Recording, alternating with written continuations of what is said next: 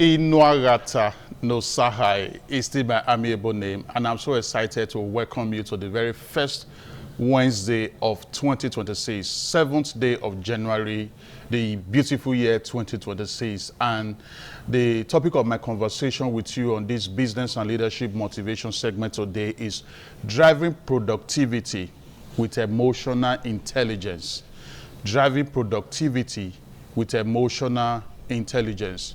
Now, one reason we have seen many businesses fail, businesses with talented people, talented team members, one reason that we have seen them fail is because the leaders of such businesses or organizations, they ignore emotions. We have also seen many businesses and organizations with the best of strategies. They fail because the leaders don't take the issue of emotional stability seriously. The leaders ignore emotion. So if you want to build a thriving business or a thriving organization as a leader, you must never ignore emotions, not even in an era of high-tech ICT or AI. Now, AI is able to process emotion, but AI cannot feel. AI is able to process information, but AI cannot feel. AI is able to process information, but AI does not care. AI does not show care. AI is able to process information, but AI cannot emotionally connect. It is humans that feel. It is human that cares. It is humans that emotionally connect. This is very important. So, emotion is what drives decision. Emotion is what drives teamwork. Emotion is what drives leadership. And at the end of the day, all this affects productivity. And that is why this morning it's very important we look at this topic, driving productivity with emotional intelligence. As a leader, you have the responsibility to ensure workplace emotional stability. It is a responsibility you must take seriously as a leader to ensure workplace emotional stability towards achieving business and organizational productivity. So, what is emotional intelligence?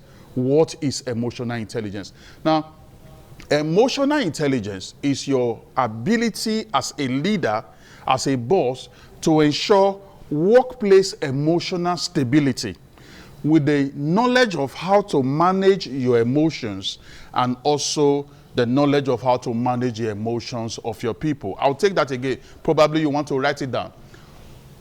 Emotional intelligence for you as a leader, for you as a boss, for you as a CEO, is your ability to ensure workplace emotional stability with the knowledge of how to manage your emotions and also with the knowledge of how to manage the emotion of your people. So you are able to manage your emotion, you are able to manage the emotion of those working with you towards ensuring that there is workplace emotional stability in order to ensure productivity, especially in this new year 2026. Now, why is emotional intelligence so important? Let's highlight a few. Emotional intelligence helps you as a leader or as a boss to better manage pressure. Very important. If you can manage emotions, you can manage pressure.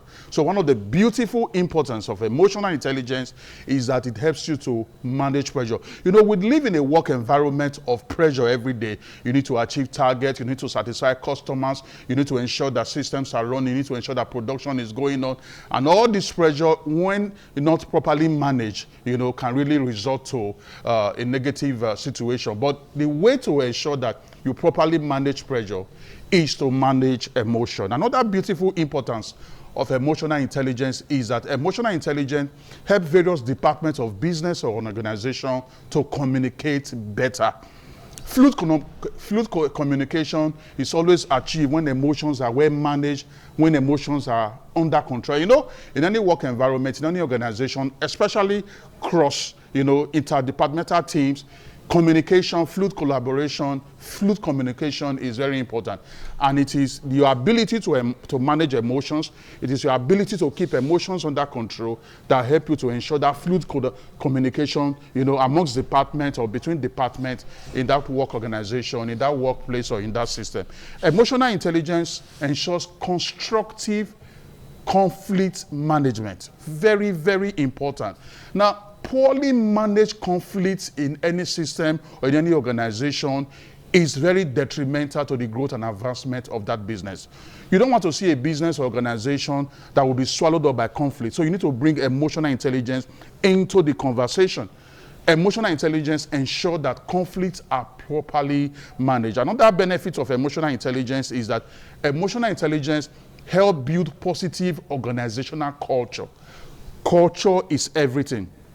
Now, a poor culture can destroy a business with the best of structures. You may have amazing structures. You may have, amazing team members. You may have, amazing infrastructure in place.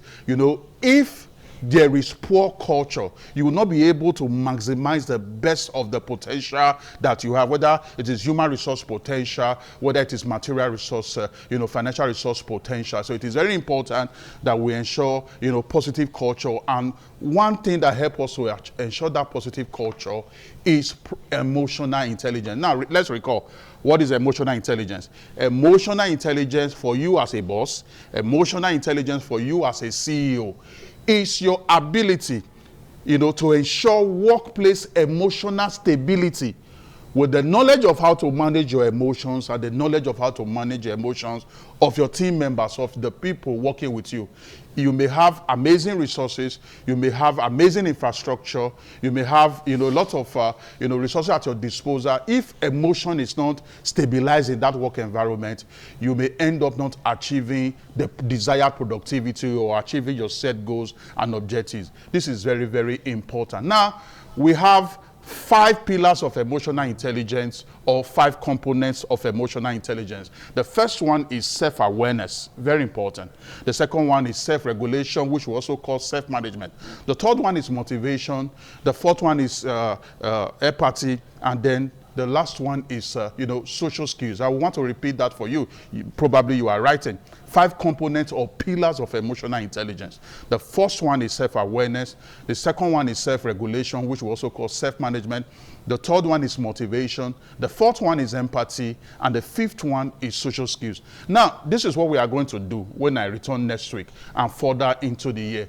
We are going to be looking at each component or pillar of emotional intelligence from a workplace case scenario perspective, so that you can understand the practicality of how you can actually engage emotional intelligence to drive high-level productivity in the workplace. So you are going to stay with me this year. This is the first Wednesday of the year, the 7th day of January 2026. You are going to stay with me on this segment as we look at this topic, driving the workplace productivity with emotional intelligence. So just stick with me, stay with me, get your notepad ready, get your writing materials ready as I come every Wednesday to look at this from a workplace case scenario perspective, towards ensuring that you see it from a practical angle on how you can actually drive productivity with emotional intelligence. My name is still Inuagata Nosaka. My email is right there on the screen. And I will return next week Wednesday. I'll be continuing from this point. Do have a wonderful day. God bless you.